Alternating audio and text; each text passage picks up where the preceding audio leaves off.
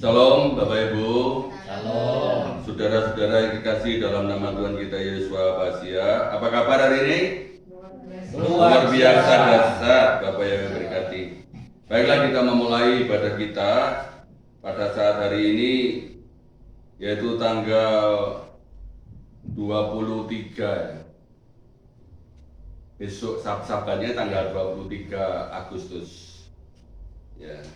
Atau tanggal 29 bulan Ab 5.785. Bapak yang berkati kita, masih ada kesempatan bagi kita untuk beribadah kepadanya. Mari kita memulai ibadah kita. Kita berdoa dulu. Baru kata Yahweh mereka olam besem Adonai Yeshua Masya Urwa Kodes Kile Olam Baik. Bapak Yahweh, pada Ereb Sabat ini kami mempersembahkan hidup kami sesuai dengan perintah-Mu. Kami melakukan hari ibadah Sabat untuk kemuliaan dan kebesaran nama-Mu. Kami membawa persembahan, ya Bapak Yahweh, yaitu seluruh kehidupan kami. Jantung hati kami persembahkan kepadamu untuk memuliakan dan membesarkan nama-Mu. Selama 6 hari lamanya Engkau mengiring atau memberkati kami setiap langkah kami. Tetapi pada hari Sabat ini, ya Bapak Yahweh, kami bertekuk lutut di hadapan-Mu untuk beribadah. Kami mempersembahkan seluruh hidup kami. Kami menyembah, memuji, membesarkan nama-Mu. Di dalam nama Adonai Yeshua Masya, kami akan memulai ibadah kami.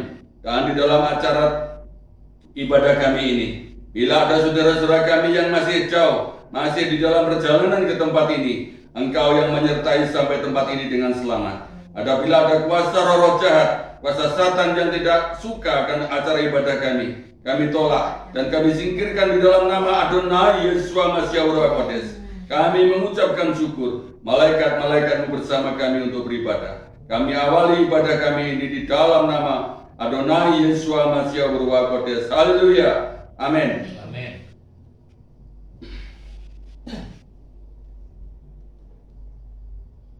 Baru kata Yahweh Elohim melek awalam, diberkatilah Engkau Yahweh Elohim Raja kami, asir kitsanu pamiswotak yang memutuskan kami dengan perintah-perintah-Mu, wasit fanur hadritner sal sabat yang memerintah kami untuk menyalakan lilin sabat.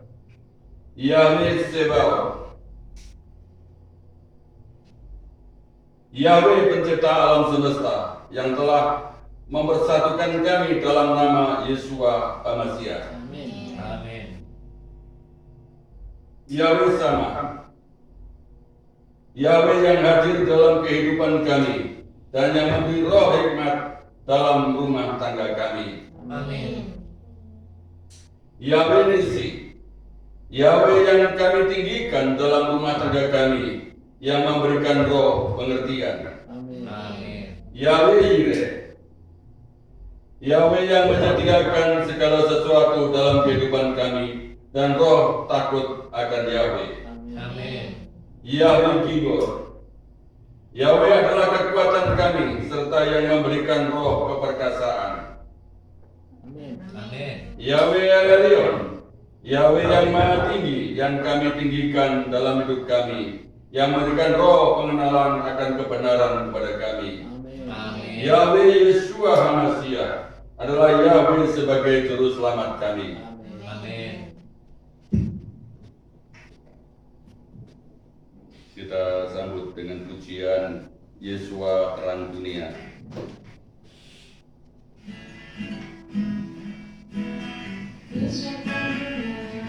Dia bercahaya, Yeshua terang dunia. Dia bercahaya, Yeshua terang dunia. Dia bercahaya, bercahaya dalam dunia yang gelap. Yeshua terang dunia, Dia bercahaya, Yeshua terang dunia. Dia bercahaya, Yeshua terang dunia. Dia bercahaya, bercahaya dalam dunia yang gelap. Bercahaya, bercahaya dalam dunia yang gelap. Kita bangkit berdiri, kita lanjut. melantunkan Shema Israel. Shema Israel, Yahweh Eloheinu, Yahweh Ehad, Baruch Shem Kevod Malkuto Leolam Vaed. Shema Israel, Yahweh Eloheinu, Yahweh Ehad, Baruch Shem Kevod Malkuto Leolam Vaed. Ve'ahavta et Yahweh Elohecha b'kol lefavka ובכל נפשך ובכל מדועך שכלך ואהבת לרעך כמוך. הללויה, אמן. Avenu sevasamayim yitkatasinka Tafo malkutka ye aseresonka kevasamayim ben vaares. Et lakem bukanutan lanu hayom. Uslah lanu kaetenu kivisil sokin kam ananu laikot ten lanu. Vel teivenu lidinision kinkoltis venu minhara. Ileka hamalaka vea kepura vea tiferet le olame olame. Amin. Haleluya. Waktu selanjutnya saya berikan kepada pembawa pujian.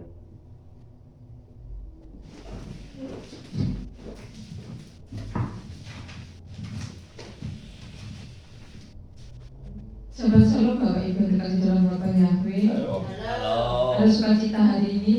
Amin. Bapak Yahweh sungguh baik dalam kehidupan kita, sehingga pada malam ini kita boleh dipertemukan kembali di tempat ini untuk menyembah Bapak Yahweh. Mari Bapak Ibu kita menaikkan syukur kita kepada Bapak Yahweh. Kita mau memberikan yang terbaik bagi Bapak Yahweh melalui pujian tanpa hati.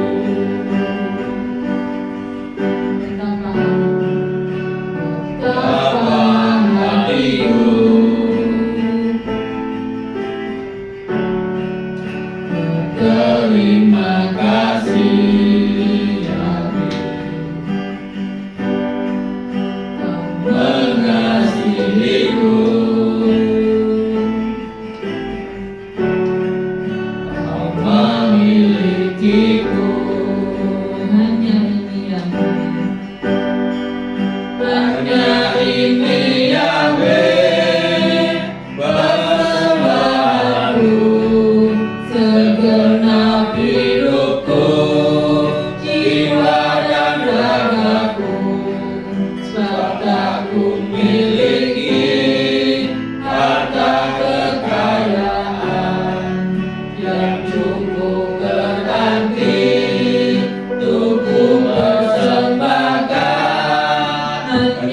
ini Yahweh, permohonanku, terimalah Yahweh, persembahanku, pakailah hidupku sebagai alatmu, seumur hidupku. Kita bersinar sekali. Betapa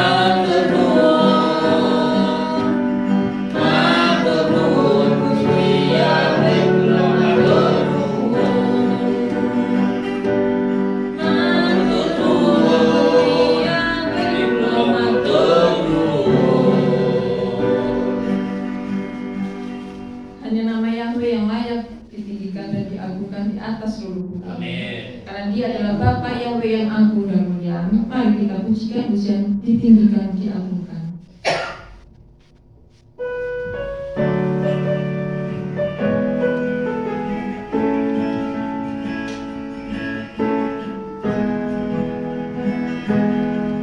Ditinggikan, diagungkan, nama Yahweh di seluruh bumi. Kibarkan banjirnya, kita sangkan bersorak-sorak, Yahweh berkuasa. Semua lutut kan bergelut, semua lidah akan mengaku, kan memujimu dan menyembahmu. Engkaulah Yesus yang patut dipuji. Ajar dan bela semua rancanganmu, hingga ku kagum atas perbuatanmu. Dahsyat perkasa, agung dan mulia, itu semua hanya bagimu Yahweh.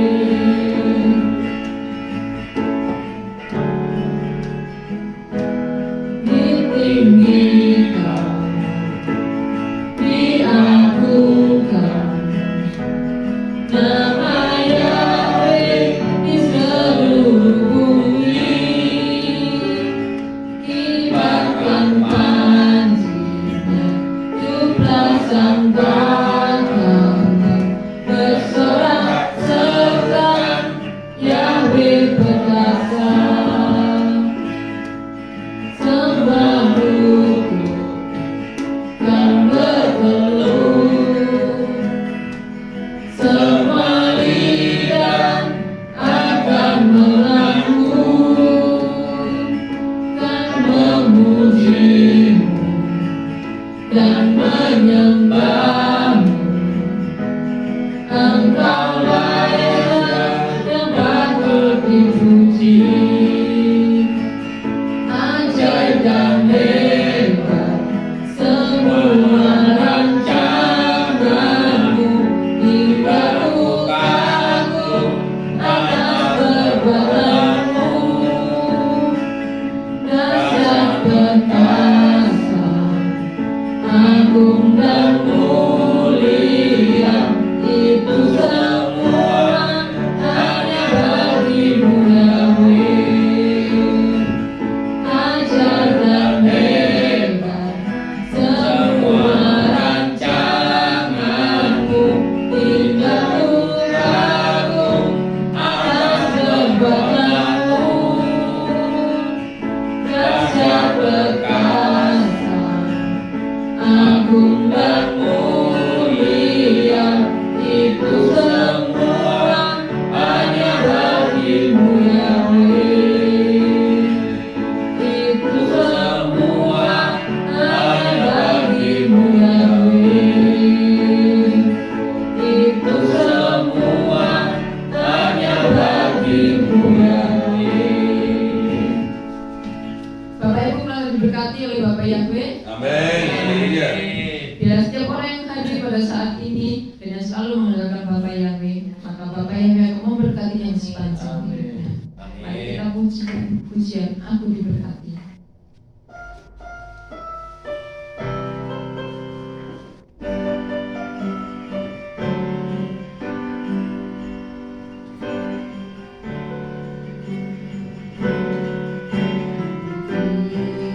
Berkati sepanjang hidupku diberkati, dari bangun pagi hari yang berganti malam aku diberkati.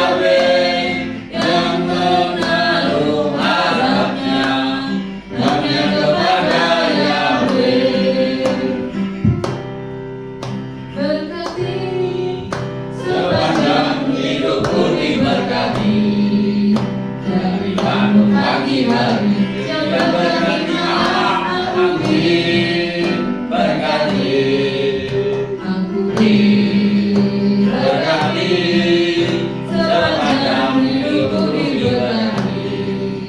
Dari bangun pagi hari yang berkati malam aku diberkati.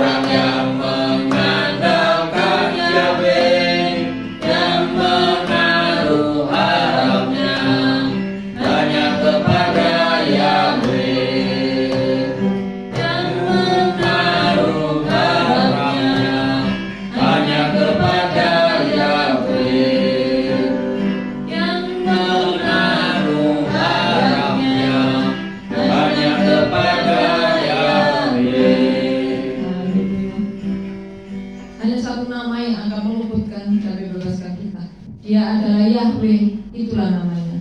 Mari Bapak Ibu, kita mau bersorak serupa namanya. Yahweh, itulah namanya.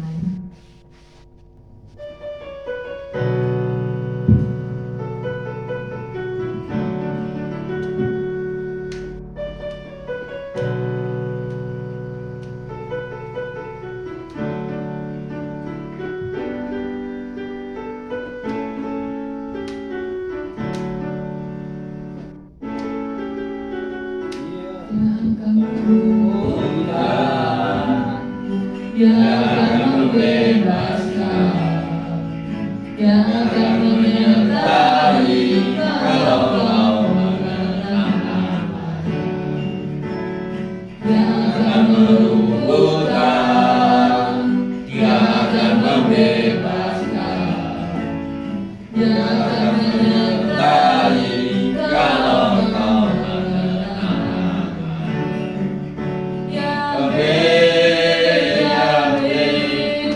Itulah namanya, Yahweh,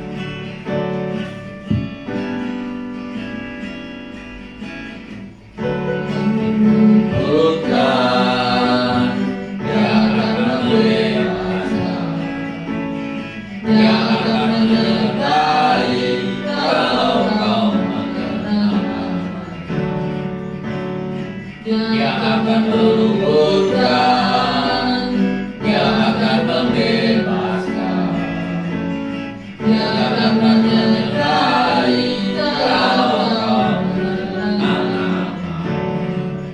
Yahweh, Yahweh, itulah namanya. Yahweh, Yahweh, itulah namanya.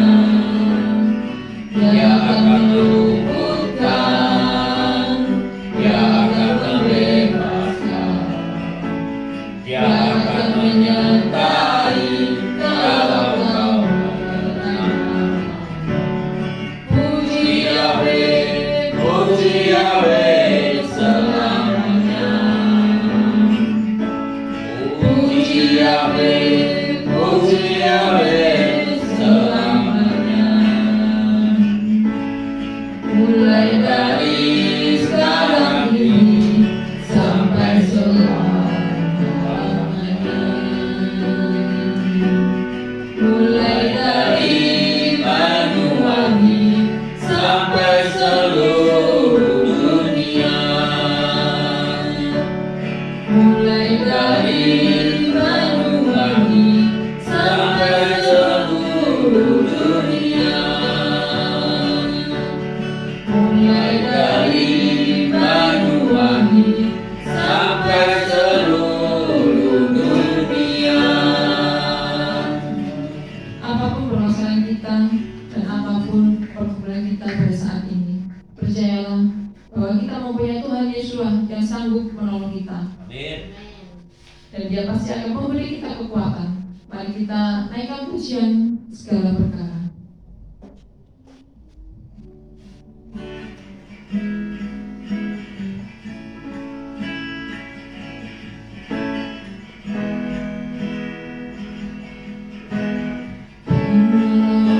Yang selalu setia memenuhi keperluanku.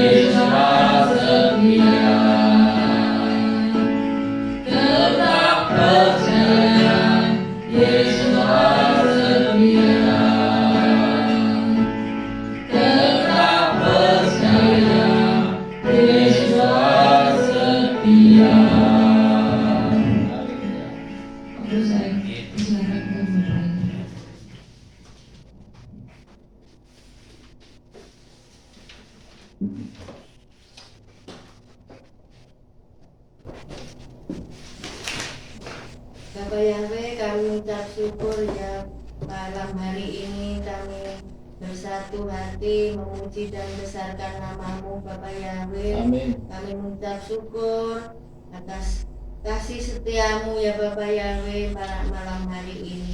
Amin. Biarlah puji-pujian yang kami sudah pujikan biarlah berbau harum dan kami belajar untuk tambah hari tambah lebih setia ya Bapak Yahweh. Amin. Dan sebentar Bapak Yahweh kami mendengarkan sebagian dari firman-Mu Bapak Yahweh. Urapi hamba-Mu yang menyampaikan firman-Mu, biarlah firman-Mu benar-benar tertanam di dalam hati kami masing-masing dan kami belajar untuk melakukannya. Amin. Terima kasih Bapak Yahweh, kami sambut firman-Mu dalam nama Tuhan Yesus Masiha kami sudah bersyukur dan berdoa. Haleluya. Amin. Amin. Salam Bapak Ibu, Salam. sehat semuanya. Sehat. Sehat. Biasa. Puji Bapak Yahweh, luar biasa. Amin. Yang dari Jember pun datang hari ini. Amin. Bapak Yahweh sungguh sangat luar biasa. Tidak peduli jarak jauh, tetapi karena ada keselamatan dan kebenaran di dalam nama Tuhan kita Yesus Masiha, Amin. Amin. dan Bapak Yahweh tetap memberkati kita. Haleluya. Tema kita pada saat hari ini adalah, saya mau tanya dulu, mungkin ada yang ingat sahabat yang lalu temanya apa? Sip. Sit dan talit. Gitu. Karena mengapa saya menyampaikan talit dan sit itu harus disampaikan, banyak orang walaupun orang itu sudah mengenal Bapak Yahweh Yesus Masiha, belum tahu fungsinya talit dan sit. Kemarin saya sampaikan sejelas-jelas mungkin. Kalau mungkin ada yang belum jelas, ya nanti dipertanyakan atau lain waktu, atau bisa japri pribadi ke tempat saya untuk saya terangkan yang lebih jelas lagi. Karena ya kemungkinan masih ada yang tertinggal. Di antaranya yang ayat yang tidak saya sampaikan di situ, ada seorang wanita yang berbendara, sakit pendarahan. Itu 12 tahun lamanya. Ya. Sakit berbendaran itu 12 tahun lamanya tidak sembuh. Menurut ceritanya di kitab suci, itu sudah cari usaha kemana-mana, tidak pula sembuh. Ketika Tuhan Yesus lewat, orang itu mempunyai apa? Di dalam hatinya digerakkan oleh Roh Kudus. Kalau Yesus lewat, aku akan menjamah jumbai jubahnya, pasti saya sembuh. Semua itu terjadi oleh iman kita, baik percakapan hati kita, apapun, ya. Walaupun baptis itu Bapak Ibu, kalau diimani dengan dibaptis dalam nama Bapa Yahweh Yesus Masiha itu, saya imani menjadi kesembuhan saya. Bila orang itu sakit, pasti terjadi kesembuhan. Kembali kepada sit itu, setelah orang wanita, seorang ibu yang sakit 12 tahun ini, setelah jumpa Tuhan Yesus menerobos orang banyak, lalu menjamah sit-sitnya. Sit-sit ini ya. Kalau di dalam kitab kita terjemahan bahasa Indonesia disebut jumbai, jubah. Ya, disebut jumbai. Jumbai itu saya cari referensi, itu renda-renda, ya atau renda. Kalau renda itu ini, karena ini jumbai sebutnya. Ternyata kalau di dalam kitab yang berbahasa Ibrani disebutnya sit-sit. Nah, dari sit kemarin sudah dijelaskan bahwa sit itu ada nama Yahweh, ada nama Ehad, ada jumlah Torah, ada jumlah Mesfor, semuanya lengkap. Jadi kalau kita sudah memakai sit ini, berarti kita siap melakukan semua Torahnya Bapak Yahweh dan mempercayai bahwa Yahweh itu echad, Yahweh itu satu dan satu-satunya. Nah, ibu yang berpendaraan 12 tahun itu setelah jamah langsung sembuh. Jadi di dalam nama Yahweh yang echad itu ada kuasa, ada kesembuhan. Kita mengimani kelemahan tubuh kita yang lain, kelemahan ekonomi kita. Kalau kita percaya kepada Yahweh yang echad, yang maha kaya itu, ya, Yahweh yang kaya itu, pasti kita mendapatkan sesuatu yang luar biasa. Amin. Pada malam hari ini saya akan memberi tema kembali beberapa bulan yang lalu yang sudah saya sampaikan, karena saya rindu menyampaikan.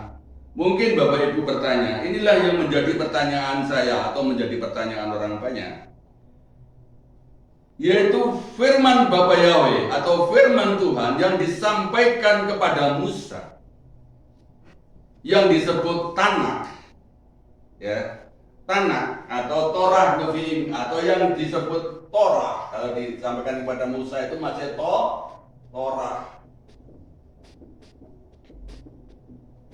Torah ini tertulis dengan Musa, ditulis namanya Torah Sebiktar.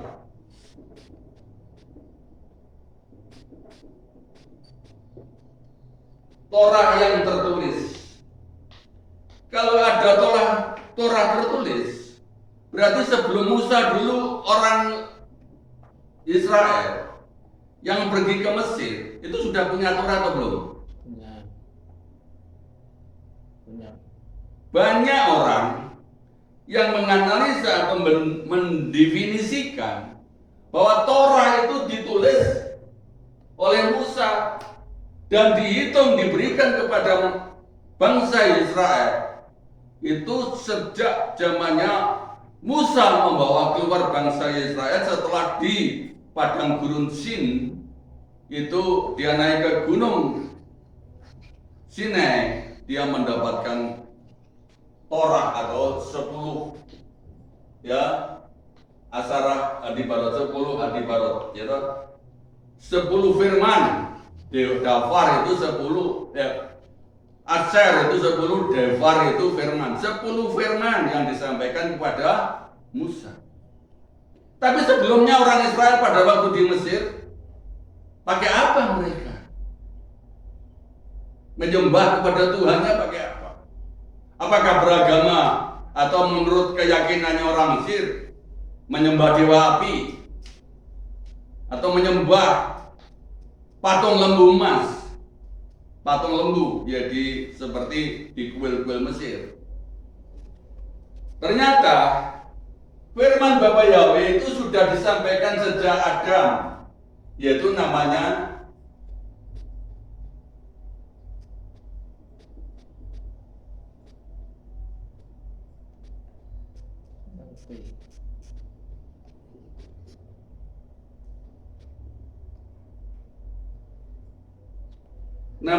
Sebal P.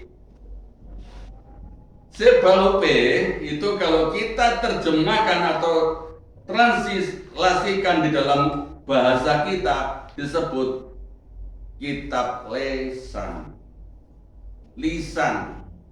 Jadi lisan dulu pada waktu Bapa Yahweh mengeluarkan Adam dan Hawa ke dalam bumi ini,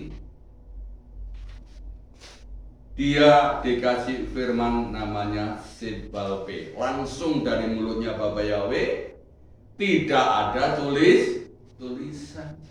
Buktinya apa? Torah lisan itu Bapak Ibu, itu diucapkan di dalam, mari kita melihat kitab Kejadian, pasalnya yang ke-4 ya. Coba kita pada waktu di sini kok tidak saya kembali, saya tulis ini aneh ya. Coba Pak carikan di dalam kitab Kejadian di mana Habel dan Kain mempersembahkan kurban.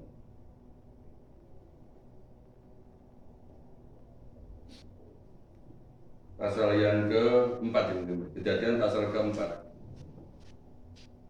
Oh, Kejadian pasal 4 ayat 4 sampai 5 ya, Pak. Kejadian pasal 4 ayat 4 sampai 5. Tertulis di sini, ternyata tertulis tapi terselip. Coba bacakan, Pak, dari Kejadian pasal 4 ayat 4 sampai 5. Kejadian 4 ayat yang Keempat keempat. sampai 5. Dan Habel ia sendiri juga membawa dari yang sulung kawanan dombanya dan dari yang tambun-tambun, dan Yahweh berkenan kepada Habel dan pada persembahannya, dan kepada Kain dan pada persembahannya dia tidak berkenan, dan Kain menjadi sangat gusar dan wajahnya menjadi muram. Jadi di sini kita boleh melihat dalam Kejadian pasal 4 ayat yang 45, anak-anak Adam, yaitu si Kain dan Habel, membawa persembahan kepada Tuhan, menyembah kepada Tuhan. Kalau orang-orang zaman dahulu menyembah kepada Tuhan itu membawa bukti, yaitu persembahan. Apa yang dia punya, dia itu persembahkan kepada Tuhan. Lalu kalau kita melihat, apakah mereka sudah ada punya kita? Tidak. Mereka budayanya belum ada tulisan. Ada manusia mungkin sedikit, sekitar kurang lebih 100. Ya, kok tahu? Padahal mungkin 3 orang, 4 orang aja. Adam dan Hawa, Habel dan Kain. 4 orang kan? Kok bisa dibilang 100? 4 orang itu yang laki-laki. Anak-anak Adam yang perempuan tidak ditulis. Ya. Kalau kita baca di dalam kitab Yasa, di situ Habel, si Kain itu nikah atau kawin dengan anak-anaknya Adam yang perempuan atau adik-adiknya yang perempuan. Di situ kurang lebih ada 100 orang karena anak-anak Adam di situ tidak banyak yang, maksudnya tidak tertulis semua namanya. Tapi di situ ada yang melakukan kembali kepada Bapa Yahweh untuk mau berkorban, mau menyembah kepada Bapa Yahweh, yaitu membawa persembahannya. Menurut mereka itu orang yang terbaik. Habel mempersembahkan dombanya yang terbaik, yang gemuk. Kain mempersembahkan hasil pertaniannya menurut Kain yang baik, tetapi menurut Bapa Yahweh masih tidak berkenan. Kita baca lagi di dalam Ulangan pasal 6 ayat 4 sampai 8.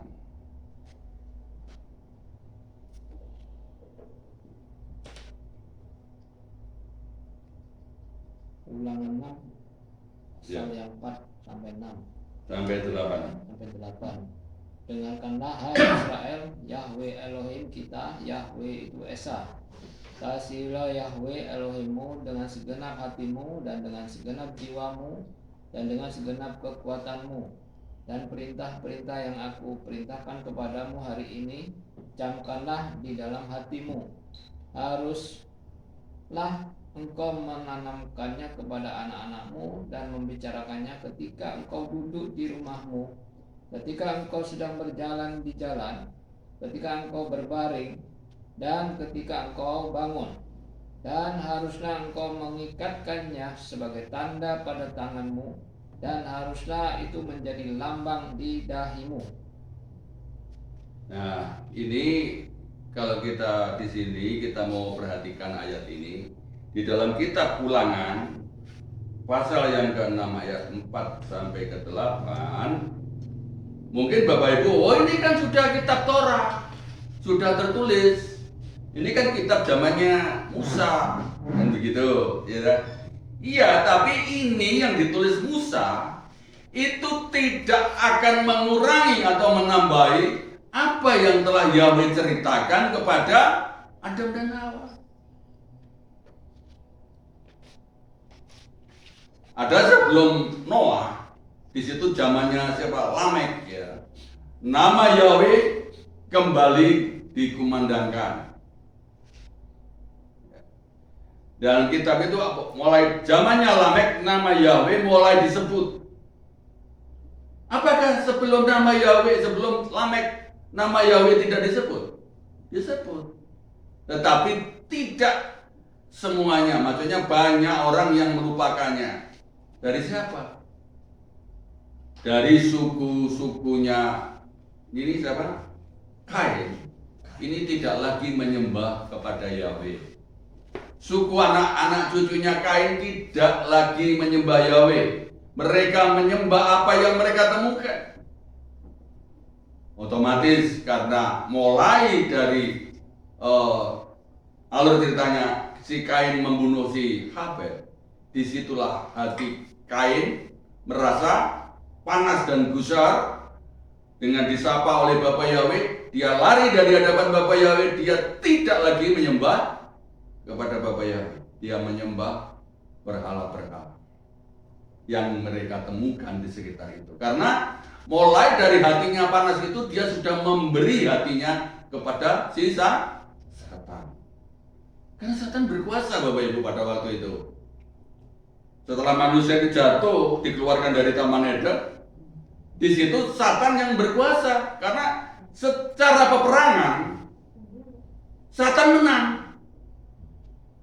Pada waktu di Taman Eden, Satan menang. Karena apa? Ya, ini kalau boleh dikatakan zaman modelnya perang. Begitu yang dikalahkan, negerinya itu dijajah. Pada zaman perang dulu, perang dunia 1, perang dunia 2. Kalau yang mana dikalahkan, negerinya itu dikalahkan dan dikuasai. Demikian juga pada waktu Hawa itu kalah perang dengan si Satan. Perangnya nggak pakai senjata, Bapak Ibu, tapi pakai retorika, pakai ngomongan. Ya, debat ayat. Ya, debat ayat. Menurut Bapak Yahweh tidak boleh dimakan. Tapi si Satan, boleh. Ya, debat ayat. Tapi si Hawa kalah, mengikuti perintahnya si Satan. Setelah mau makan buah itu, jatuhlah si Hawa di dalam kekuatannya si Satan. Dikasihkan sama suaminya si Adam, semua dua orang itu. Banyak orang yang menafsirkan di Taman Eden itu sudah punya anak. Ada juga yang menafsirkan di Taman Eden belum punya anak. Kita tapi taruh aja yang nggak punya anak, karena di kitab suci ditulis itu. Tapi ada yang menafsirkan di Taman Eden sudah membawa orang banyak keluar dari Taman Eden. Ya, tapi itu merupakan nafsiran. Tapi kita cari yang ada ditulis di kitab suci saja. Adam dan Hawa sudah dikuasai setan. Tapi Bapa Yahweh tetap ingin menyelamatkan Adam dan Hawa dan keturunannya. Makanya dia diberi Torah yang namanya Sebab. Langsung secara lisan Adam dan Hawa menurunkan kepada anak-anaknya, kepada Habel dan Kain, sehingga Habel dan Kain mau mempersembahkan sesuatu kepada Bapa Yahweh. Mungkin dari hatinya si Kain mulai mempersembahkan, ini sudah dibisiki oleh setan. Kalau mempersembahkan jangan yang bagus-bagus, yang jelek-jelek aja. Ngopo untuk Tuhan, gak usah yang bagus. Sehingga si Kain mempersembahkan hasil pertaniannya ini buah yang tidak baik, atau hasil panen yang tidak baik, hingga tidak berkenan kepada Bapa Yahweh. Setelah tidak berkenan kepada Bapa Yahweh, Kain disuruh marah oleh Satan. Marah. kepada Bapa Yahweh. Akhirnya dia lari dari hadapan keluarganya, dari hadapan Adam dan Hawa, dari hadapan keluarganya dia lari pergi ke daerah yang jauh, ya. Dan disitulah dia mulai menyembah kepada berhala-berhala. Maka dari itu di dalam Ulangan pasal 6 ayat 4 sampai 5, tanamkan firman-Ku ini, ceritakan, tanamkan kepada anak-anakmu, kalungkanlah pada lehernya, tuliskanlah di tiang-tiang rumahmu. Banyak celakanya, boleh saya sebut, orang-orang zaman sekarang yang notabene mereka mengenal Tuhan, tetapi tidak menceritakan firman ini kepada generasi-generasinya. Apalagi zaman sekarang, setelah anak-anaknya ini ada alat yang sangat mengagumkan, yaitu gadget atau HP. Orang tua zaman sekarang ini kalau anak-anak kecil asalkan diem gak rewel, dikasih HP, selesai. Ya, wes gak usah ngomong lagi, gak usah ngasih cerita. Padahal firman Tuhan, berikanlah firman-Ku ini pada waktu kamu duduk, pada waktu kamu di perjalanan, pada waktu kamu tidur.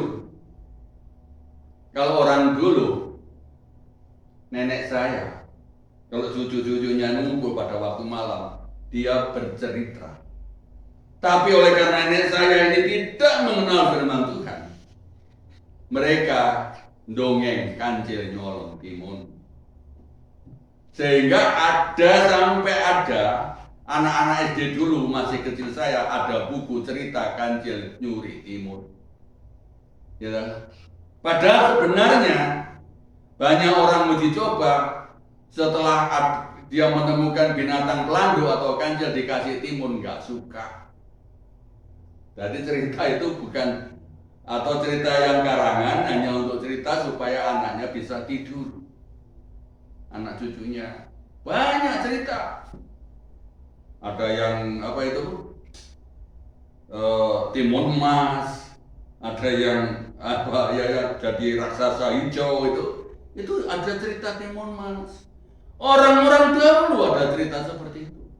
Tetapi orang-orang yang mengenal kepada Bapa Yahweh itu harus menceritakan firman Bapa Yahweh kepada anak cucunya. Jangan sekarang hanya asal mau, hanya dikasih gadget, dikasih HP, sudah diam. Tapi buahnya sekarang luar biasa. Karena apa? Orang tuanya juga nggak kenal firman Tuhan. Orang tuanya nggak pernah baca firman Tuhan, nggak pernah Torah. Betul nggak Ibu? Betul. Banyak nggak orang Kristen yang nggak tahu Alkitab? Disuruh baca kitab, ya. Mari kita buka kitab Ulangan. Kitab Ulangan ini di mana toh? Di mana? Ya, nggak tahu. Apalagi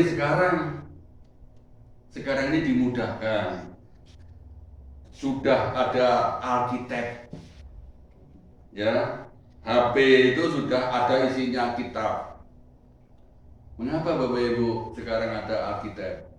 Banyak orang, ya termasuk saya, saudara semua yang di sini mungkin tidak suka pakai kitab yang buku. Dulu kalau pada waktu Mose menerima 10 firman itu, bukunya itu batu, ya, 2 loh batu yang ditulisi oleh tangan Bapak Yahweh sendiri. Tulisannya bukan pakai tinta, tetapi dipahat. Maksudnya Bapak Yahweh, hatinya manusia itu keras seperti batu. Firman-Nya itu harus dipahatkan di dalam hatinya manusia itu supaya tidak mudah hilang, gak mudah terhapus. Dengan berkembangnya waktu, yang ada di kitab di batu tadi diganti pakai daun, diperbanyak, pakai lontar, ada yang pakai gulungan apa itu kulit, dari kulit binatang. Atau kalau dulu tuh gulungan Torah itu dibikin dari kulit binatang yang halus, yang bisa digulung dan lama tidak akan hilang. Ceritakan. Banyak orang Kristen atau orang-orang yang percaya kepada Tuhan gak mengenal kitab suci, gak pernah baca, dan gak pernah baca suruh ceritakan anaknya. Yo, mustahil bisa. Sehingga kalau terjadi asimilasi anaknya ikut keyakinan lain, keluarga saya keluarga Pancasila, ya kan? Anakku pun yang ada yang kawin ini, ada yang jadi pendeta, ada yang jadi pemuka agama yang lain. Bapaknya bangga, rumah saya Pancasila, ya, toleransi, goro-goro tole ini, ya. Banyak orang yang tak mengenal karena toleransi. Tetapi orang-orang yang sekarang, yang anaknya dikasih gadget, nggak pernah dikasih ceritakan firman Tuhan, apa buahnya? Ketika diperintah, nah, tolong Papa atau Bapak ambilkan air. Anaknya bilang apa? Sebentar lagi. Pak, sebentar lagi ya. Tolong ambilkan air, Nak. Iya, sebentar. Mamanya, Nak, belikan beras. Berasnya habis. Iya, sebentar. Karena sudah kagum dengan HP-nya. Gak ngerti firman Tuhan. Gak ngerti hormatilah orang tuamu, hormatilah ayahmu dan ibumu, supaya panjang umurmu di bumi. Gak ngerti. Maka dari itu Bapak Ibu yang ada di sini, mari kita belajar, bekali diri kita dengan firman Tuhan. Nanti kita bisa cerita kepada anak-anak kita, dongeng firman Tuhan kepada anak kita. Maksudnya firman Tuhan di dalam Ulangan pasal 6 ayat yang ke-4 sampai 8 tadi, kalungkan firman itu pada leher dan taruhlah sebagai tanda di dahi dan di tangan. Dalam kitab Wahyu pasal 14 ayat 1. Di situ nanti ada 140.000 tua-tua, dan di situ tertulis nama Bapa dan nama anaknya. Kalau nanti sampai anak-anak kita, di dahi anak-anak kita enggak tertulis nama Yahweh dan nama Yesua, ya, berarti kita menyerahkan anak kita ke tempat yang bukan tempatnya Bapa Yahweh. Nanti kalau dibilang saya nerakamu, nakut-nakuti. Neraka ada apinya. Saya katakan neraka itu enggak ada. Surga juga tidak ada. Tetapi yang ada itu, yaitu tempatnya Sang Pencipta kita, yaitu Bapa Yahweh di dalam nama Yesua Masih. Amin. Amin. Entah orang mengatakan itu apa, tetapi kita pulang ke negeri cahaya, ke negeri di mana ada Sang Pencipta kita, kita kembali kepada yang menciptakan kita, yaitu Bapa Yahweh Yesua Masih Beruah Kodes. Bapak Ibu, marilah kita kembali melihat Torah itu ternyata ajaran Bapa Yahweh. Torah itu kita mari melihat di dalam Imamat pasal yang ke-11.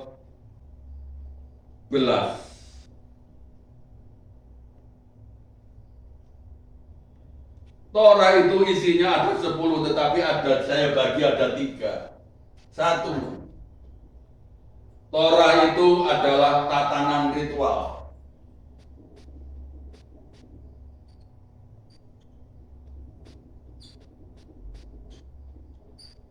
Tatanan untuk menyembah kepada Tuhan.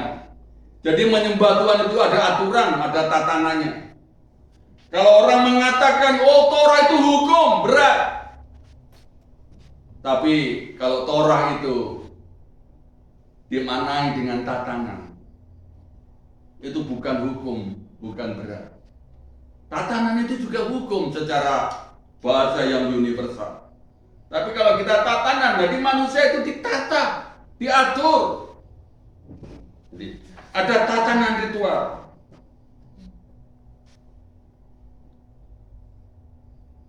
Lalu ada tatanan etika. Dua. Tatanan etika.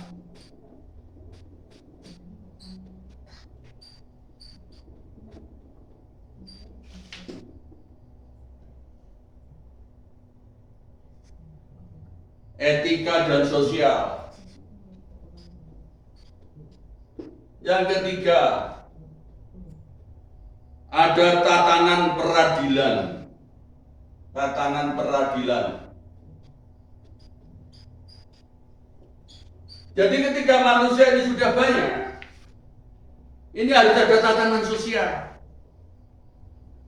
Dan ketika manusia ini sudah bertambah banyak, ada tatanan peradilan. Karena kalau sudah banyak itu, tingkah lakunya orang itu nyeleneh-nyeleneh, macam-macam. Ada yang suka berbuat salah, ada yang nggak bisa mengampuni, ada yang kikir, ada yang masih suka mencuri. Makanya harus ada tatanan peradilan. Firman Tuhan, Torah itu ada tatanan peradilan. Lalu ada tatanan etika. Etika itu sopan santun, kesopanan kepada orang lain, sopan kepada siapapun yang kita anggap, yang kita hormati. Itu tatanan etika.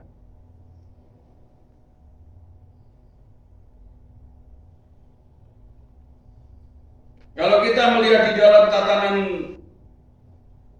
ritual tadi, sudah tertulis, sudah disampaikan oleh Bapak Yahweh di dalam Kejadian pasal 4 ayat yang ketiga sampai 5 tadi, bahwa mereka Kain dan Habel untuk melakukan tatanan ritual, membawa persembahan kepada Tuhan.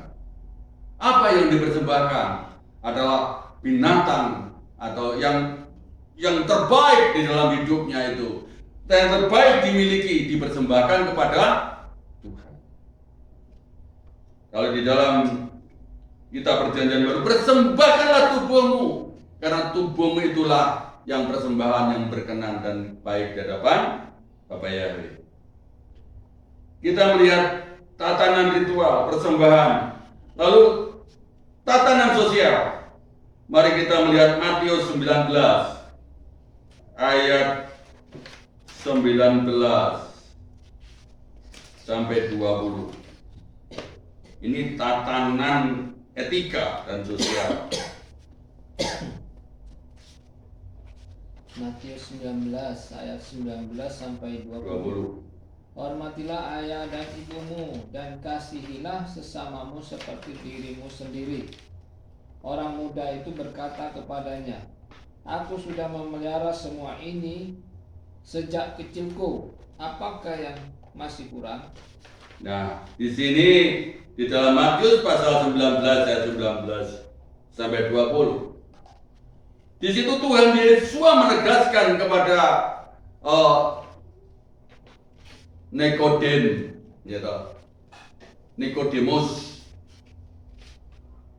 Nikodemon, ya, kepada Nikodemon, mengatakan bahwa kasihlah ayahmu dan ibumu. Itulah suatu tatanan atau untuk menghormati supaya panjang umurmu di bumi. Tetapi Nikodemon mengatakan apa? Aku sejak kecil sudah diajarkan oleh orang tua. Jadi ini orang tuanya Nikodemon ini baik. Sejak kecil sudah diajari Torah. Lalu kita melihat lagi ada di dalam tetap dalam Matius 19 ayat 17 sampai 19. Saya 17 Pak. 17 sampai 18. Matius 19 Ayat 17 sampai 18. Dan dia berkata kepadanya, "Mengapa engkau mengatakan aku baik? Tak ada seorang pun yang baik kecuali satu, Elohim. Namun, jika engkau ingin masuk ke dalam hidup, peliharalah perintah-perintah." Dan dia berkata kepadanya, "Yang mana?" Dan Yesus berkata, "Jangan membunuh, jangan berzina, jangan mencuri, jangan bersaksi dusta." Nah, ayat yang ini tetap dikembalikan. Kita harus apa syaratnya? Kalau kita bisa masuk ke Samai. Apa syaratnya? Supaya berkenan di hadapan Bapa Yahweh. Tuhan Yesus hanya mengatakan, kamu harus ingat. Kamu harus melakukan perintah Bapakku yang ada di Samai. Jangan membunuh, jangan berzina, jangan mencuri. Hormatilah ayahmu dan ibumu, supaya panjang umurmu di bumi. Ini Bapak Ibu. Ayat yang bagian yang ketiga, tatanan peradilan. Imamat pasal 19 ayat 15 sampai 18. Tatanan peradilan. Imamat 19 pasal 19. Kamu harus berpegang pada ketetapan-ketetapanku. Janganlah engkau mengawinkan dua jenis ternakmu. Mulai dari 15 Pak. Imamat 19 ayat 15 sampai 18. Janganlah kamu melakukan kecurangan dalam pengadilan. Janganlah engkau meninggikan rupa orang miskin, dan janganlah memuliakan rupa orang besar. Engkau harus mengadili sesamamu dalam kebenaran. Janganlah engkau menyebarkan fitnah di antara bangsamu. Janganlah engkau berdiri di atas darah sesamamu. Akulah Yahweh. Janganlah engkau membenci saudaramu di dalam hatimu. Engkau harus benar-benar menegur sesamamu, dan janganlah engkau menanggung dosa karena dia. Janganlah engkau membalas dendam, dan janganlah menyimpan dendam pada keturunan bangsamu. Tetapi engkau harus mengasihi sesamamu seperti dirimu sendiri. Akulah Yahweh. Jadi di sini peradilan. Jangan membeda-bedakan rupa. Jangan memandang oh ini yang kaya, yang bisa nyogok. Oh ini yang miskin. Biar yang miskin di penjara seandainya jadi pengadil, jadi hakim. Jangan semena-mena. Jangan semena-mena untuk orang kecil. Jangan juga karena dia kaya harus dibela. Harus adil. Lalu di sini firman Tuhan katakan, jangan memfitnah. Jangan bersaksi dusta. Dosa itu tidak adil karena memfitnah. Jangan kamu membenci saudaramu. Membenci itu juga tidak adil. Makanya dia ada hukum peradilan. Ya, tatanan peradilan kita harus adil di hadapan Bapa Yahweh. Torah lisan itu harus tetap disampaikan, diceritakan kepada generasi-generasi. Ulangan pasal 6 ayat 7 sampai 9 tadi sudah kita bacakan, bahwa sepalpe atau dafar atau firman Elohim itu diuraikan pada waktu itu, dituliskan kepada dinding-dinding alam. Bapak Ibu bertanya, loh kalau tidak ditulis dalam kitab, dulu itu ditulis pakai apa? Bapak Yahweh firman itu ditulis di alam semesta ini. Firman itu ditulis di dinding-dinding alam. Oh, bagaimana caranya bisa membaca? Mari kita lihat baca.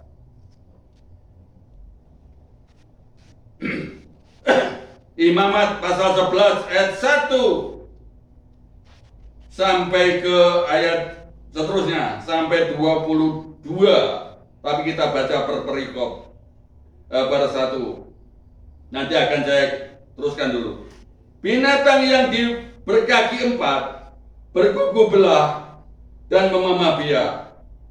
Ayat 1, ayat 3 itu ya, ayat 3 itu petunjuk hipotesis mengenai perbuatan dan observasi atas yang telah dilakukan atau yang telah dikerjakan, tindakan, emosi, dan pikiran.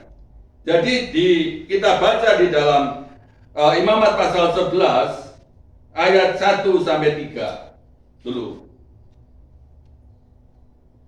Dan Yahweh berfirman kepada Musa dan kepada Harun dengan berkata kepada mereka, berbicaralah kepada Bani Israel dengan mengatakan, inilah binatang yang boleh kamu makan dari segala hewan yang ada di bumi.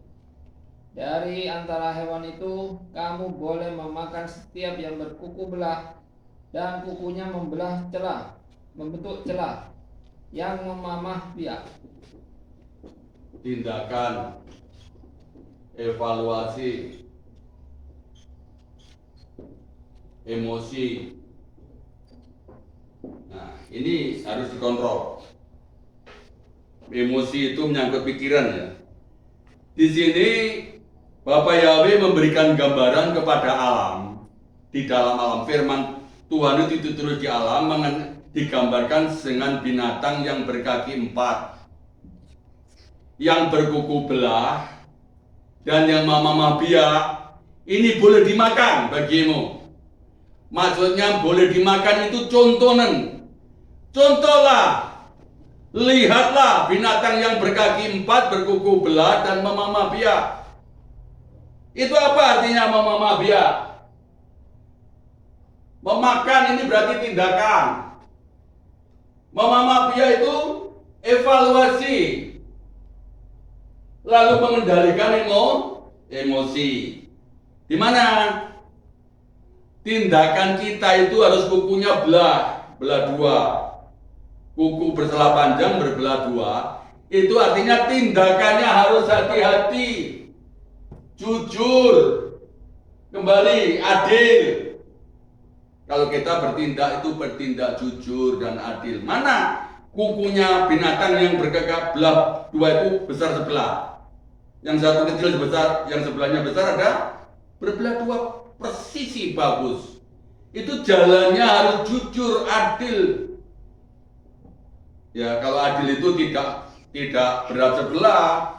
Kalau bekerja itu tidak monopoli, aku banyak, orang lain sedikit. Membagi hasil dengan orang itu juga adil. Perjalannya adil dan jujur.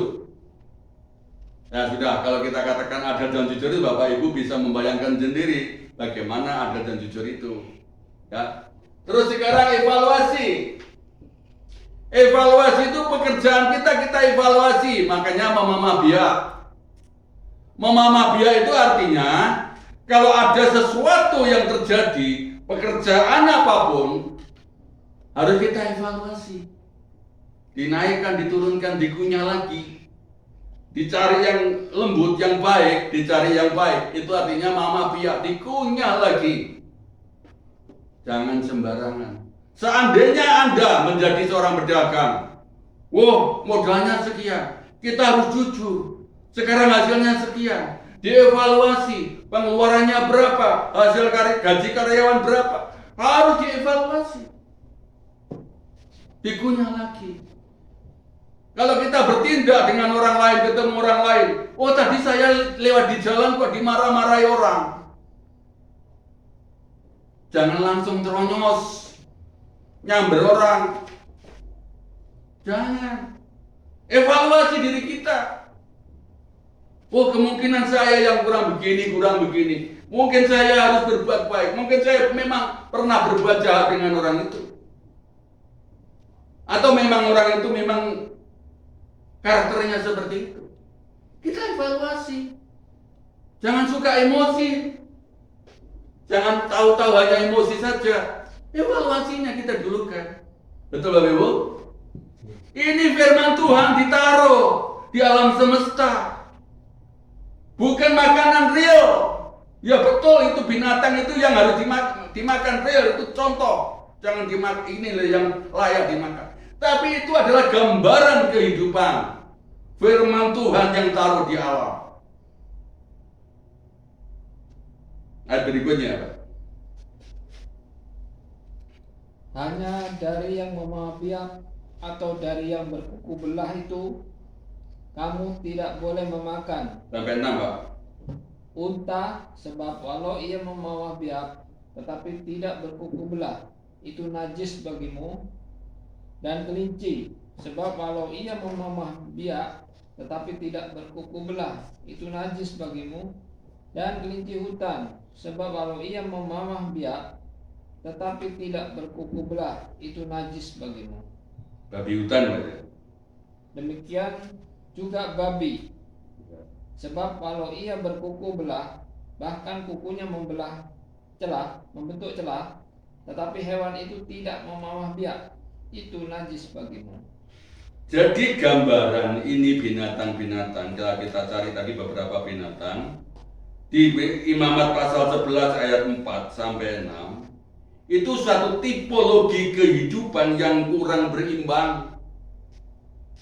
Ya, tipenya kehidupan yang tidak berimbang. Binatang ini gambaran perilaku hidup yang penuh dengan yang kurang kontrol dan kurang evaluasi, tetapi jujur hatinya, jujur perilakunya, ya toh. Ada yang evaluasinya ada, tetapi tidak jujur. Kita melihat binatang onta. Onta itu memamah biak. Kuda itu tidak memamah biak, tetapi kukunya tunggal. Onta itu berkuku belah berarti. Onta tadi apa Pak? Kuku belah atau mamah biak? Onta mamah biak, tetapi tidak berkuku belah. Nah, tidak berkuku belah. Berarti kalau onta itu mamah biak, pandai evaluasi, bisa mengontrol dirinya, bisa sabar. Tetapi tindakannya tidak adil, tidak jujur. Nah, gambarannya onta. Sebaliknya kelinci. Kelinci itu mamah biak, tapi tidak berkuku belah. Ini haram. Ini masih sama dengan onta. Mamah biak, oh baik evaluasinya. Pemikirannya bagus. Nyelimet, dia doh. Oh tadi saya salah. Saya kurang ini. Mulut saya tadi masih banyak ngerocos kepada orang lain. Evaluasinya ada. Tetapi tindakannya masih tidak jujur, masih monopoli. Ya.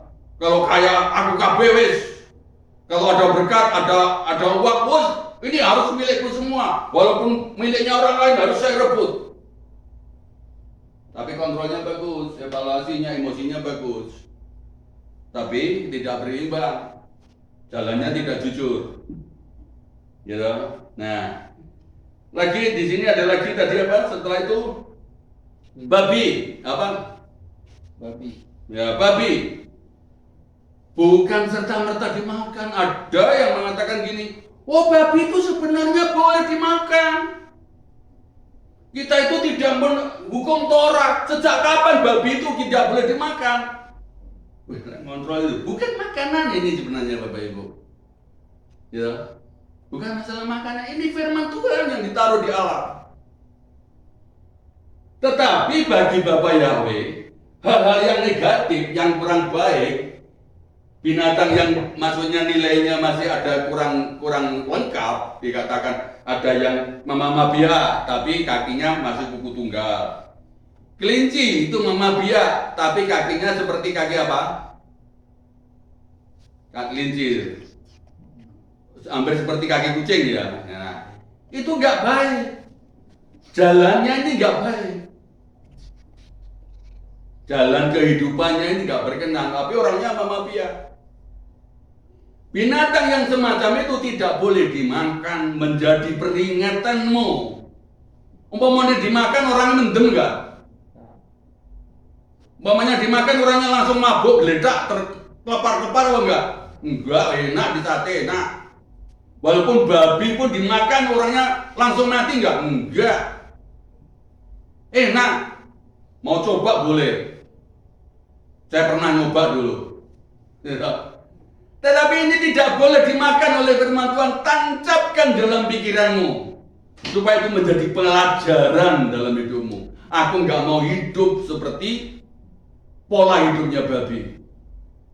Babi itu apa? Kuku belah. Kuku belah berarti tindakannya baik, adilnya boleh, jujurnya boleh. Tetapi tidak mau biak. Berarti orangnya tidak mau evaluasi. Mama biak itu gambarnya evaluasi. Kalau ada persoalan dikunyah lagi, diperhitungkan lagi. Itu namanya evaluasi. Emosinya tidak terkendali. Mau emosi sekarang. Nggak terkontrol. Karena tidak mama biak tadi. Wes. Urusannya nanti. Kalau saya marah. Kalau saya benci urusannya nanti. Itu orang yang tidak terkontrol evaluasinya, tidak emosinya, tidak dikontrol. Seperti babi. Karena sifat itu ada di babi, jangan dimakan babi itu. Ingatan seumur hidupmu. Dulu sebelum ada kitab Sebiktab. Sampai sekarang tetap ditulis di dalam kitab Sebiktab, di dalam kitab tertulis, di dalam Torah tetap tertulis. Walaupun dulu tidak tertulis, tapi itu hanya cerita yang diturunkan oleh Bapa Yahweh kepada para nabi-nabinya. Nah, sekarang kita melihat di situ. Kalau kelinci, pelanduk itu apa kancil ya tadi ya, itu tidak boleh dimakan karena bukan dagingnya, Bapak. Wadah orang ini gimana? Makanya kita itu mempunyai pandangan yang lebih lagi. Jadi bukan kok kita nah itu binatang yang ini tadi yang kita lihat tadi ya, tipologinya kelinci, seperti onta, pelanduk, babi, itu kalau terkena bangkainya, cepat cuci tangan. Anda mendapatkan cemar karena bangkai itu sampai matahari terbenam. Bangkai itu berbau nggak, Bapak Ibu? Baunya wangi apa enak? Bangkai itu baunya wangi apa enak? Tadi kemarin saya kehilangan ayam. Saya kira hilang atau dicuri orang atau entah kemana. Tahu-tahu itu karena ada baunya bangkai. Saya cari di mana ini pusat baunya ini. Oh ini ternyata ayamnya mati, itu sudah jadi bangkai. Baunya gak enak, Bapak Ibu. Bangkai itu berarti reputasi nama baik. Bapak Ibu jangan sampai membuat nama baikmu itu cemar. Sampai matahari tenggelam. Apa matahari tenggelam itu? Sampai tenggelam hidupmu. Sampai hari akhir hidupmu. Kalau namamu tercemar sampai mati. Oleh karena itu, sebelum matahari terbenam, harus dicuci bangkai itu. Kalau kena bangkai, berarti kalau kita itu ada nama kita jelek di masyarakat, nama kita tidak bagus di kalangan orang banyak, harus kita cuci. Kita percaya kepada Bapa Yahweh dan minta ampun kepada orang yang membuat nama kita tidak baik. Paham Bapak Ibu ya? Sampai di sini paham? Jangan sampai nama kita tercemar. Siapa loh? Oh, orang itu. Oh, dasar orang itu memang gitu hidupnya. Jalannya nggak adil. Dia itu memang suka monopoli. Jangan berdagang dengan orang itu, jangan bergaul dengan orang itu. Itu nama baunya bau harum atau wangi, Bapak Ibu? Bau bangkai. Makanya bau bangkainya itu jangan sampai mengenai kita. Bangkai babi itu jangan sampai mengenai kita. Hidupnya aja kita jangan sampai hidup seperti babi. Apalagi bangkainya, kita nggak mau lah baunya bangkai. Maksudnya hidup kita itu cemar di hadapan masyarakat. Baunya nggak harum. Amin Bapak Ibu. Bukan karena makan babinya ada, oh ini babi ini kita nggak masuk hukum Torah. Kita orang Kristen ini nggak terbawa hukum Torah, tapi kita masuk hukum 7, hukum no, harus boleh makan babi. Mana? Ini segi pandangnya, walaupun orang itu mengatakan orangnya, ya dikatakan oleh orang favorit lah. Paling hebatnya di orang-orang kalangan orang-orang beragama mengatakan seperti itu boleh. Tetapi kan saya mempunyai pandangan yang lain kan juga boleh. Nah, pandangan saya seperti ini tadi. Jadi makan daging babi, kalau Anda makan nggak mati. Tetapi ingat dulu, apa yang menjadi sinyalnya oleh Bapak Yahweh ditaruh di situ. Jangan sampai sifatnya babi itu yang dilakukan. Berjalannya tidak adil, walaupun dia bisa evaluasi, walaupun bisa menahan emosi, tetapi jalannya tidak adil, tidak jujur. Ayat yang berikutnya saya melihat makhluk air yang boleh dijadikan tipologi baik, yaitu yang bersisik dan yang bersirip, yang bisa dipegang omongannya, mudah dipegang, yaitu kita baca di Imamat 11 ayat 9. Bapak-bapak. Imamat 11 ayat 9. Dari segala yang ada di dalam air berikut ini, kamu boleh memakannya, setiap yang bersirip atau bersisik di dalam air, di dalam laut dan di dalam sungai, mereka boleh kamu makan.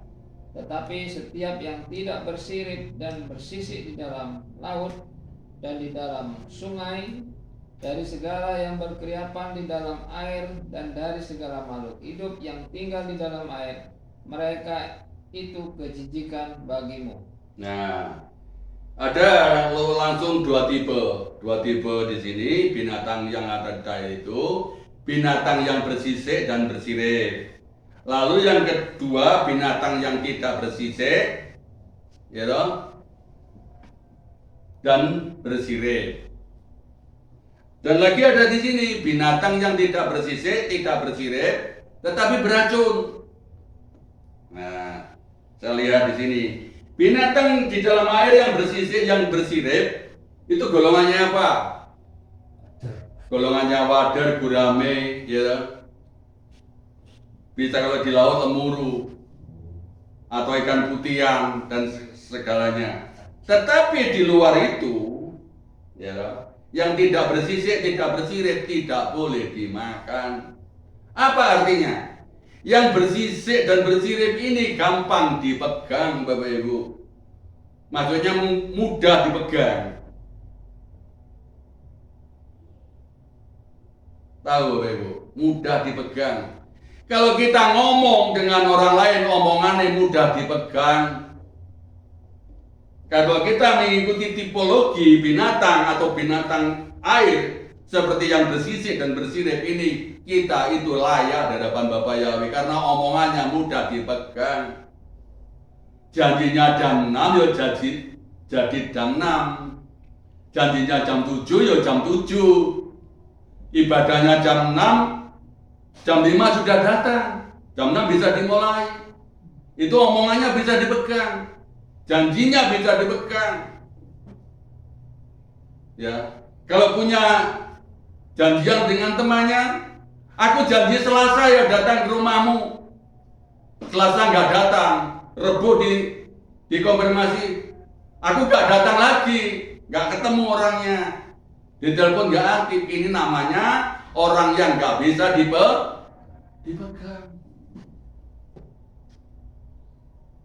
Haram di hadapan Bapak Yahweh. Tetapi yang seperti tipologi ikan yang bersisik dan bersirip tadi mudah dipegang, nepati janji. Jam 6 ya jam 6, iya ya iya, tidak ya tidak.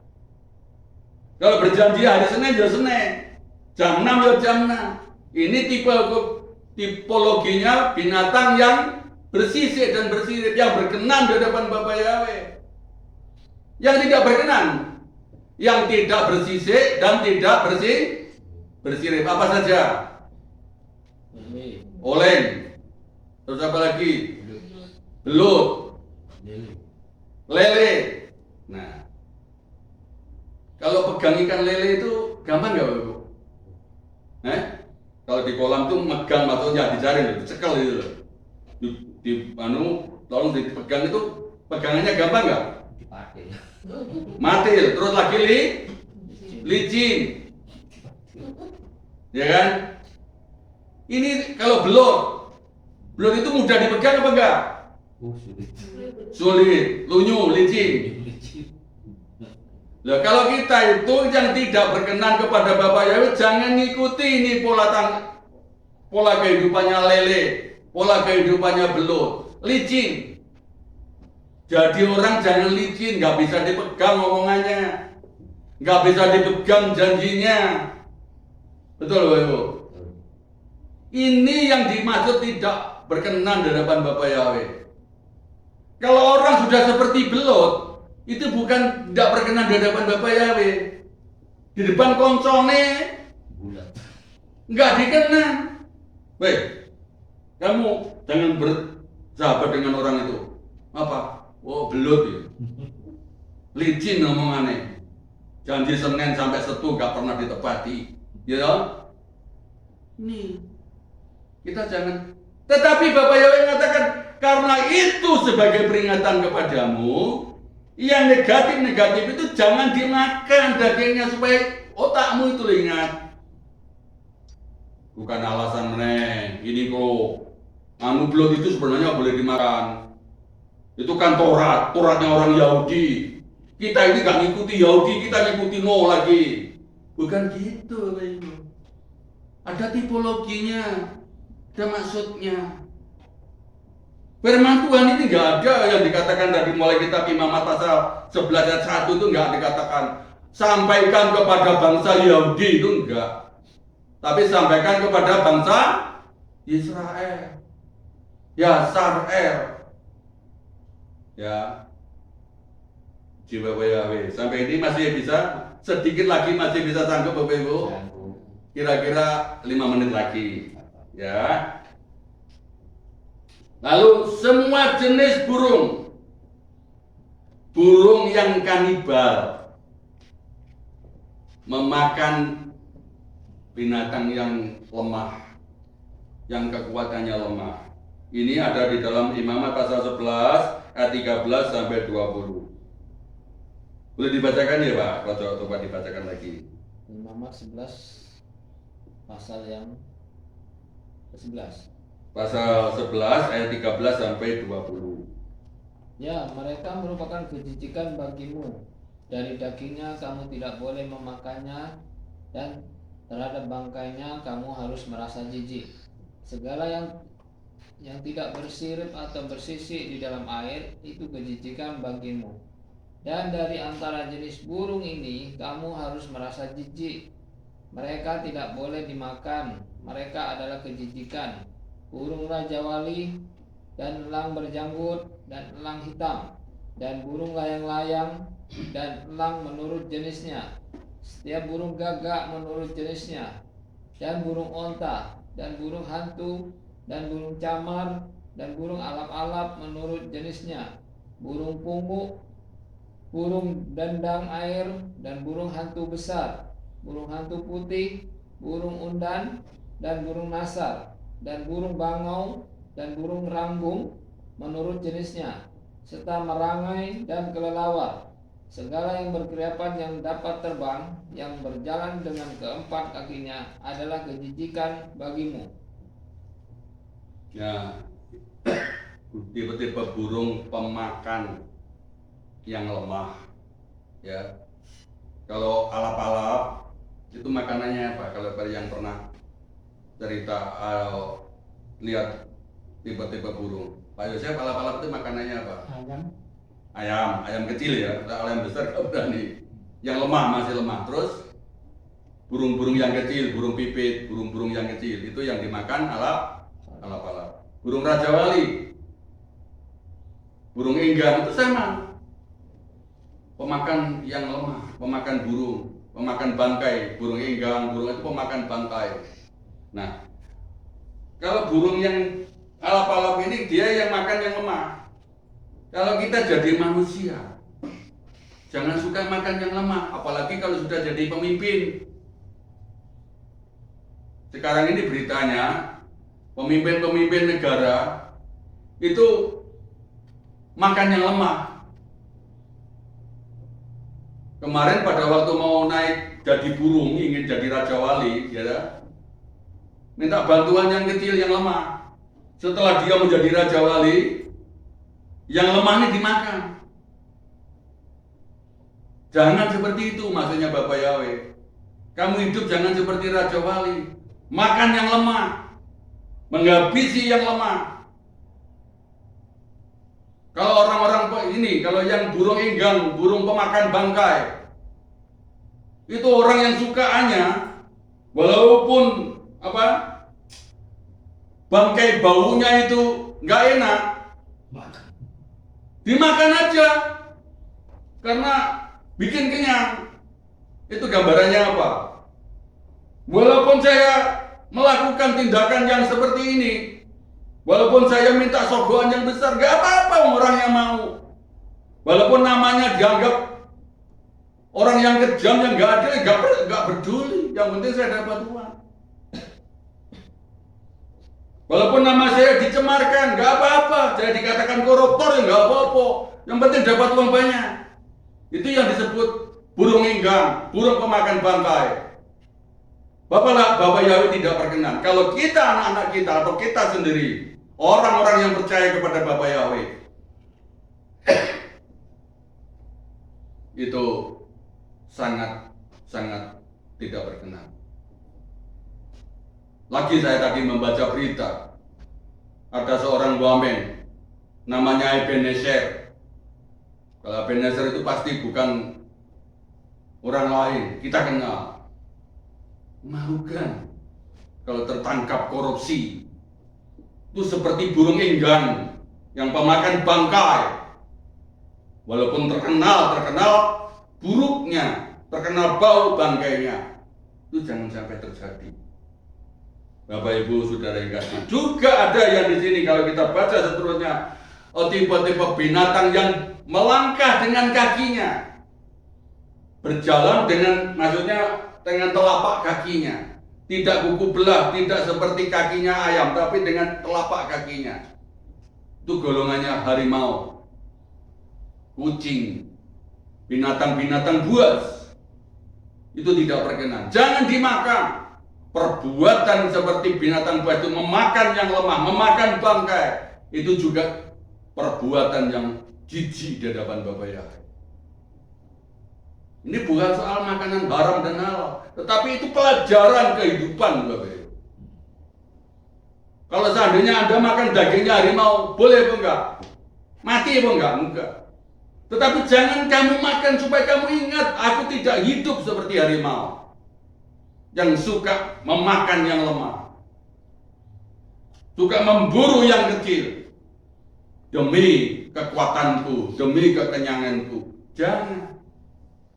Kita harus menjunjung tinggi yang kecil, membela yang kecil. Firman Tuhan mengatakan, kasihilah sesamamu manusia seperti dirimu sendiri. Ya. Bapak Yahweh ini sangat luar biasa, ya. Ini masih banyak hal, tapi ini yang garis besarnya sudah saya ambil. Saya ulangi lagi, masih ada lagi. Ada lagi binatang tadi yang di dalam air, yang bersirip ini boleh dimakan karena mudah dipegang. Yang bersisik tetapi tidak bersisik tapi bersirip, ini tidak boleh dimakan karena suka mati. Itu golongan lele, suka wes angel dicekel, angel dipegang tapi malah suka mati. Lagi ada binatang yang beracun, itu golongannya kepiting, udang, siput, ya. siput itu tidak boleh dimakan, Bapak Ibu. Jadi di sini ada lagi tikus, ya. Coba saya baca. Balik bacakan, Pak ya. 21 ayat 21 sampai 22. Ada tikus di situ, ya. Imamat 11 ayat 21.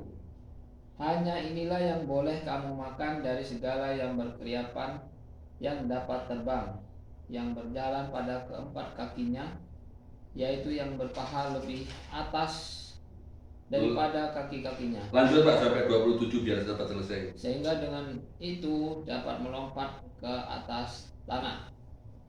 Dari antara mereka inilah kamu boleh memakannya, belalang menurut jenisnya, dan belalang gundul menurut jenisnya, dan belalang kunyit menurut jenisnya, dan belalang padi menurut jenisnya. Namun segala yang berkeriapan yang dapat terbang, yang berkaki 4 itu adalah kejijikan bagimu. Dan karena hal-hal ini kamu dapat menjadi najis. Setiap orang yang menyentuh bangkainya, dia menjadi najis sampai petang. Dan setiap orang yang mengangkat bangkainya, dia harus mencuci pakaiannya, dan dia menjadi najis sampai petang. Mengenai segala hewan yang berkuku belah, tetapi kukunya tidak membentuk celah dan tidak memamah biak, biar mereka itu najis bagimu. Setiap orang yang bersentuhan dengannya, dia menjadi najis. Dan segala yang berjalan dengan telapak kakinya di antara segala binatang yang berjalan dengan keempat kakinya, mereka itu najis bagimu. Setiap orang yang bersentuhan dengan bangkainya, dia menjadi najis sampai petang. Langsung Pak ayat 27 Pak. 26 27. 27 Sudah selesai. Ya. Seperti di sana ada tikus. Dan orang yang mengangkat bangkainya, dia harus mencuci pakaiannya, dan dia menjadi najis sampai petang. Mereka itu najis bagimu. Terus Dan inilah yang najis bagimu di antara yang berkeriapan, yang mengeriap di atas bumi: musang dan tikus dan kura-kura menurut jenisnya, dan tokek dan bunglon dan kadal dan keong dan tikus montok. Itulah yang najis bagimu dari antara semua yang berkeriapan. Setiap orang yang bersentuhan dengannya dalam keadaan mati, dia menjadi najis sampai petang. Dan segala sesuatu dari semua perkakas kayu dan atau pakaian dan kulit atau karung yang ke atasnya jatuh seekor dari mereka itu dalam keadaan matinya, dia menjadi najis. Setiap perkakas yang dengannya pekerjaan sedang dikerjakan harusnya dimasukkan ke dalam air, dan dia menjadi najis sampai petang, kemudian akan menjadi tahir. Pak ya. Kita mulai membahas di sini, yaitu dengan binatang-binatang yang lebih rinci lagi, yaitu dinyatakan di situ binatang-binatang yang berjalan dengan perutnya itu juga najis, termasuk ular. Kelelawar berkaki 4 tetapi yang bisa terbang itu najis, jangan dimakan. Itu pelambangannya orang-orang yang suka mengerap atau mencuri dari tempat yang sunyi, ya. Kelelawar ini mencuri atau memakan buah dari tempat yang sunyi, maksudnya mengambil harta tapi dengan cara yang licik, orangnya nggak terasa. Saya boleh katakan pejabat-pejabat yang korup, tapi rakyat nggak ngerti. Kalau mungkin dijadikan pemimpin satu perusahaan, dia mengambil uang sedikit demi sedikit, tetapi perusahaannya atau manajernya atau ownernya nggak tahu. Itu cara-cara yang kotor. Itu yang dilakukan seperti kelelawar. Tetapi yang dilakukan seperti tikus, itu binatang pengerat, ya. Sering dikatakan sekarang ini tikus-tikus berdasi, ya. Itu yang menggerogoti makanan di gudang-gudang itu habis dimakan tikus. Itu pengerat. Kalau di sawah dia mengerat pohon padi. Itulah kehidupan manusia yang sebenarnya tidak berkenan di hadapan Bapa Yahweh. Binatang pengerat, binatang penghabis, pencuri, itu seperti tikus. Banyak sekarang ada yang mengilustrasikan tikus berdasi, gitu. Nah, mungkin mempunyai tempat yang enak, tapi dia malah memakan barang yang dijaganya itu. Lalu siput, keong, itu haram, bekicot, tidak boleh dimakan. Binatang ini gambaran binatang yang suka pamer. Kemana saja hartanya dibawa, artinya dipamerkan, diceritakan. Enggak pernah menceritakan kemuliaan Bapa Yahweh, tetapi menceritakan kekayaannya. Ya, aku punya ini, punya itu. Diceritakan setiap ketemu orang. Itulah keong. Walaupun jalannya lambat, tetapi dia karena keberatan membawa kekayaannya. Ya, kaya, tapi jalannya lambat, tapi kebanyakan membawa kekayaannya. Ini sifatnya keong. Suka pamer, ya. Tikus itu pengerat. Apalagi tadi nyambe, biawak, itu pemakan bangkai. Juga pengerat. Ayam saya kemarin anaknya habis dimakan nyambe. Dia pemakan bangkai. Pemakan yang hidup juga bisa makan bangkai. Itu tidak berkenan di hadapan Bapa Yahweh. Jangan kita tiru perilaku kehidupan binatang yang seperti ini. Jadi firman Tuhan yang sebal P itu Bapak Ibu, dengan Bapa Yahweh ditulis di alam semesta itu. Ya, ditulis di sifat-sifat binatang, ditulis di pohon-pohon. Tuhan Yesus pernah mengatakan, kamu mengenal pohon itu dari apa? Buahnya. Makanya itu Bapa Yahweh menulis firman-Nya pada waktu Sebal P itu di dalam alam semesta ini, ditulis di alam semesta ini, ditulis di binatang-binatang yang sudah kita baca, ditulis di pohon-pohon, supaya kita tahu bahwa kita ini hidup berkenan di hadapan Bapa Yahweh. Kalau jadi pohon, jadilah pohon yang berguna.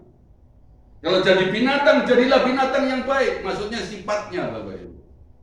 Tirulah sifat binatang yang baik. Jangan menjadi pengerat. Jangan menjadi sombong. Jangan menjadi orang yang tidak bisa dipegang janjinya. Itulah maksudnya firman Tuhan. Tetapi binatang-binatang yang dikatakan perilakunya tidak baik, jangan kamu makan. Supaya apa? Supaya kamu ingat. Pohon-pohon yang buahnya tidak enak, jangan kamu makan. Bila kamu makan bisa nanti. Pohon-pohon yang beracun buahnya, jangan kamu makan. Kalau kita jadi pohon, buahnya jangan jadi beracun. Tetapi ada pohon yang baik, yaitu buah-buah kehidupan, ada di dalam Efesus. Ya, Bapak Ibu yang dikasihi dalam nama Tuhan kita Yesus Masias, sukses besar bagi Bapak Ibu semua. Bapak Yahweh berkati kita semua. Haleluya. Amin. Amin.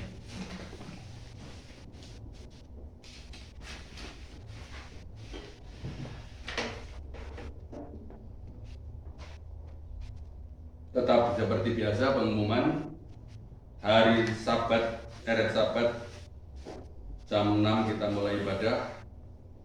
Mari kita terus belajar firman Tuhan supaya kita berkenan di hadapan Bapa Yahweh. Kita akhiri ibadah kita. Kita bangkit berdiri. Kita masukkan firman kita dengan kita melantunkan aksara Adibarot.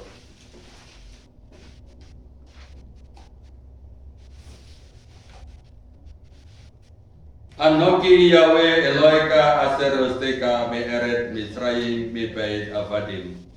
Akulah Yahweh Elohimmu yang membawa engkau keluar dari tanah Misraim, dari tempat perbudakan. 1.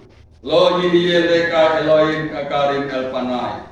Jangan ada padamu Elohim lain di hadapanku. 2. Lo tisa leka feser bekal tistawalahe. Jangan membuat patung bagimu dan sujud menyembahnya. 3. Lo tisa etsem Yahweh Eloheka lasau. Jangan menyebut nama Yahweh Elohimmu dengan sembarangan. 4. Sakor et yom dan sabat lekatso. Ingatlah hari sabat untuk menguduskannya. 5. Kapet et avika ve et emika. Hormatilah ayahmu dan ibumu. 6. Lo tirsa, jangan membunuh. 7. Lo tikna, jangan berzina. 8. Lo tikno, jangan mencuri. 9. Lo ta'ane vereka et saker. Jangan mengucapkan saksi dusta tentang sesamamu. 10. Lo ta'amot bait mereka. Jangan mengingini rumah sesamamu. Amin.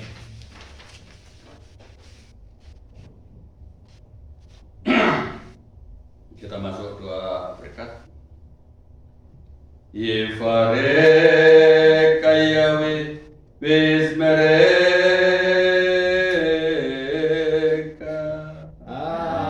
Amin. Kenye hiroso. Yair yawe panaweleka bihuneka. Amin. Kenye hiroso. Isa yawe panaweleka biasem leka salom. Amin. Kenye hiroso. Baru kata Baeru Faruk kata besade. Engkau akan diberkati di kota dan engkau akan diberkati di ladang. Amin. Baru pripeten ka ufriat maka ufri BMTK sekarang lapeka wiase cerot soneka. Diberkatilah buah kandunganmu, diberkatilah hasil bumimu, hasil ternakmu, anak-anak lembumu dan anak-anak dombamu. Amin. Baru tanah kami sarteka, diberkatilah bagulmu dan tempat adonanmu. Amin. Baru kata bepoika, ufaru kata besteka. Diberkatilah engkau pada waktu masuk dan diberkatilah engkau pada waktu keluar. Amin. Baru kata Yahweh Elohimnu, Meleka olam, Besem Yesua Masya Warua Kodes Kili olam baik. Diberkatilah engkau ya Yahweh, Raja alam semesta, di dalam nama Yesua Masya dan Ruah HaKodes sampai selama-lamanya. Haleluya. Amin. Sahabat Shalom, Bapak Yahweh berkati kita semua.